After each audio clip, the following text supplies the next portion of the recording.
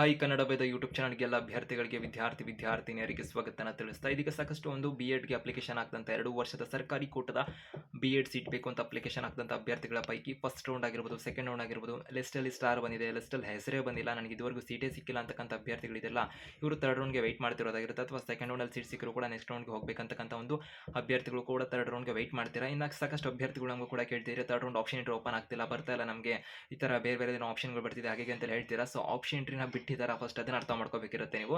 ಸುಮ್ಮನೆ ಈಗ ಕಾಮನ್ ಆಗಿ ಸೆಕೆಂಡ್ ರೌಂಡಲ್ಲಿ ಸೀಟ್ ಬಂದಿಲ್ಲ, ಹೆಸರು ಬಂದಿಲ್ಲ ಅಂದ ತಕ್ಷಣ ಕಾಮನ್ ಆಗಿ ಎಷ್ಟೋ ಜನ ಅಭ್ಯರ್ಥಿಗಳು ಆಪ್ಷನ್ ಎಂಟ್ರಿ ಮಾಡೋಣ ಅಂದ್ಬಿಟ್ಟು ಅಲ್ಲಿ ಲಿಂಕ್ ಕ್ಲಿಕ್ ಮಾಡ್ತಿದ್ದಾರೆ, ಅಲ್ಲಿ ಕೊಟ್ಟಿರೋದೇನಂತ ಅರ್ಥ ಮಾಡ್ಕೋಬೇಕಿರುತ್ತೆ. ಅಪ್ಡೇಟ್ ಫಾರ್ ನೆಕ್ಸ್ಟ್ ರೌಂಡ್ ಅನ್ನು ಸೆಲೆಕ್ಟ್ ಮಾಡಲಿಕ್ಕೆ ಅಥವಾ ಚಲನ್ ಡೌನ್ಲೋಡ್ ಮಾಡಲಿಕ್ಕೆ ಲಿಂಕ್ನ ಕೊಟ್ಟಿರೋದಾಗಿರುತ್ತೆ. ಅಲ್ಲಿ ಯಾವುದೇ ರೀತಿ ಅಂದರೆ ಆಪ್ಷನ್ ಎಂಟ್ರಿ ಅನ್ನೋದಕ್ಕೆ ಸಂಬಂಧಪಟ್ಟ ಲಿಂಕ್ ಆಕ್ಟಿವೇಟ್ ಆಗಿಲ್ಲ ಅಂತ ಹೇಳ್ಬೋದಾಗಿರುತ್ತೆ. ಸೊ ಈಗ ಒಂದೊಂದಾಗಿ ನಿಮಗೆ ಎಕ್ಸ್ಪ್ಲೇನ್ ಮಾಡ್ತಾ ಹೋಗ್ತೀವಿ. ಸೆಲೆಕ್ಷನ್ ಲಿಸ್ಟ್ ಆಗಿರ್ಬೋದು, ನಂತರದಲ್ಲಿ ಥರ್ಡ್ ರೌಂಡ್ಗೆ ಸಂಬಂಧಪಟ್ಟಂತೆ ಸೀಟ್ ಮೆಟ್ರಿಕ್ಸ್ ಆಗಿರ್ಬೋದು, ಯಾವಾಗ ಏನು ಎತ್ತ ಅನ್ನೋದಕ್ಕೆ ಸಂಬಂಧಪಟ್ಟಂತೆ ಸದ್ಯಕ್ಕೆ ಅಭ್ಯರ್ಥಿಗಳಿಗೆ ಹೆಚ್ಚುವರಿ ಅಪ್ಡೇಟ್ಸ್ ಇನ್ಫಾರ್ಮೇಷನ್ ಮಾಹಿತಿನ ಪಡ್ಕೊಳ್ಳೋದಕ್ಕೆ ಚಾನಲ್ಗೆ ಸಬ್ಸ್ಕ್ರೈಬ್ ಆಗ್ಬೋದು, ಬೆಲ್ ಐಕನ್ ಕ್ಲಿಕ್ ಮಾಡ್ಬೋದು, ಉಚಿತನೇ ಕೂಡ ಆಗಿರುತ್ತೆ ಇದು ಅಂತ ಹೇಳ್ತಾ ಯೂಟ್ಯೂಬ್ನಲ್ಲಿ.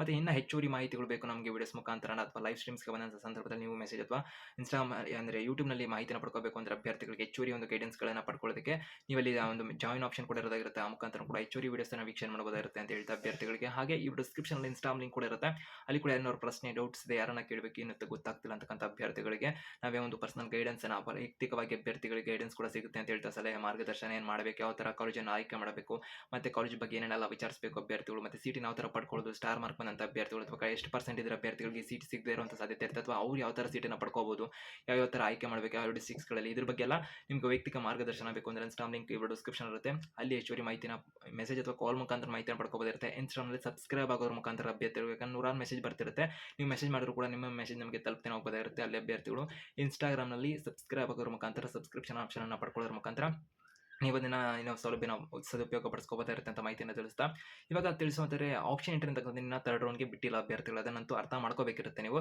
ಸೊ ಆಪ್ಷನ್ ಎಂಟ್ರಿನ ಬಿಟ್ಟಿಲ್ಲ, ಓಕೆ, ಇವಾಗ ಯಾವಾಗ ಬಿಡ್ಬೋದು ಅಂತ ಒಂದು ಪ್ರಶ್ನೆ ಏನಿದೆಯಲ್ಲ, ಅದಕ್ಕೆ ಮುಂಚೆ ಒಂದೊಂದು ರೌಂಡ್ಸ್ ಆದಾಗಲೂ ಕೂಡ ಅಭ್ಯರ್ಥಿಗಳಿಗೆ ಒಂದು ರೌಂಡ್ನ ಬಳಿಕ ಎಷ್ಟು ಸೀಟ್ಸ್ಗಳು ಉಳಿಕೆ ಆಗಿದ್ದಾವೆ ಅನ್ನೋದಕ್ಕೆ ಸಂಬಂಧಪಟ್ಟಂತೆ ಸೀಟ್ ಮೆಟ್ರಿಕ್ಸ್ ಅನ್ನೋದನ್ನು ಪ್ರಕಟ ಮಾಡ್ತಾರೆ, ಅದನ್ನು ಅರ್ಥ ಮಾಡ್ಕೋಬೇಕಿರುತ್ತೆ.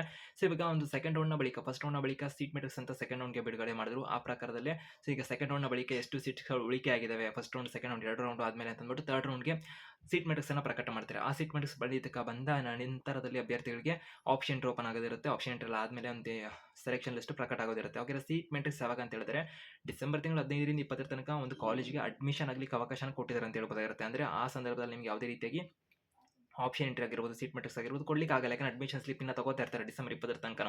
ಸೊ ನಂತರದಲ್ಲಿ ಅಭ್ಯರ್ಥಿಗಳಿಗೆ ನೆಕ್ಸ್ಟ್ ವೀಕಲ್ಲಿ ಅಂದರೆ ಡಿಸೆಂಬರ್ ತಿಂಗಳ ಕೊನೆಯ ವಾರದಲ್ಲಿ ಅಭ್ಯರ್ಥಿಗಳಿಗೆ ಸೀಟ್ ಮೆಟ್ರಿಕ್ಸ್ ಪ್ರಕಟಗೊಳ್ಳುವ ಎಲ್ಲ ಸಾಧ್ಯತೆ ಲಕ್ಷಣಗಳು ಇರೋದಾಗಿರುತ್ತೆ.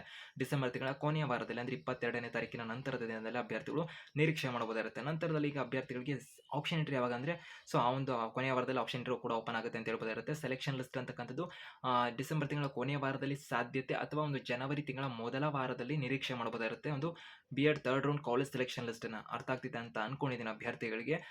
ಡಿಸೆಂಬರ್ ತಿಂಗಳ ಕೊನೆಯ ವಾರದಲ್ಲಿ almost option entry seat matrix ಎಲ್ಲ ಪ್ರಕಟ ಆಗಿರುತ್ತೆ ಅಂತ ಹೇಳ್ಬೋದು. ಸೆಲೆಕ್ಷನ್ ಲಿಸ್ಟ್ನ ನಿರೀಕ್ಷೆ ಮಾಡಬಹುದಿರುತ್ತೆ, ಬಟ್ ಎಕ್ಸ್ಪೆಕ್ಟ್ ಮಾಡಬಹುದು ಅಷ್ಟೇ, ಬಟ್ ಗ್ಯಾರಂಟಿಯಾಗಿ ಹೇಳಿಕಾಗಲ್ಲ ಡಿಸೆಂಬರ್ ತಿಂಗಳ ಕೊನೆಯ ವಾರದಲ್ಲಿ ಕೊಡ್ತಾರೆ ಅಂತ, ಬಟ್ ಹೇಳಿಕಾಗಲ್ಲ, ಬಂದರೂ ಬರ್ಬೋದು. ಬಟ್ ಅದರ ಮೆಜಾರಿಟಿ ಜನವರಿ ತಿಂಗಳ ಮೊದಲ ವಾರದಲ್ಲೇ ಒಳಗಡೆನೆ almost BEd third round college selection list ಪ್ರಕಟಗೊಳ್ಳುವ ಎಲ್ಲ ಸಾಧ್ಯತೆ ಇದೆ ಅಂತ ಹೇಳ್ಬೋದಾಗಿರುತ್ತೆ. ಅರ್ಥ ಆಗ್ತಿದೆ ಅಂತ ಅನ್ಕೊಂಡಿದ್ದೀನಿ. ಸೊ ಹೆಚ್ಚುವರಿ ಅಪ್ಡೇಟ್ಸ್ ಇನ್ಫಾರ್ಮೇಷನ್ ಮಾಹಿತಿ ಬೇಕು ಅಂತಂದರೆ ಯೂಟ್ಯೂಬ್ ಆಗಿರ್ಬೋದು, ಅಭ್ಯರ್ಥಿಗಳಿಗೆ ಒಂದು ಟೆಲಿಗ್ರಾಮ್ ಆಗಿರ್ಬೋದು, ಇನ್ಸ್ಟಾಮಲ್ಲಿ ಹೆಚ್ಚುವರಿ ಮಾಹಿತಿಗಳು ಸಿಗ್ತಾ ಇರುತ್ತೆ.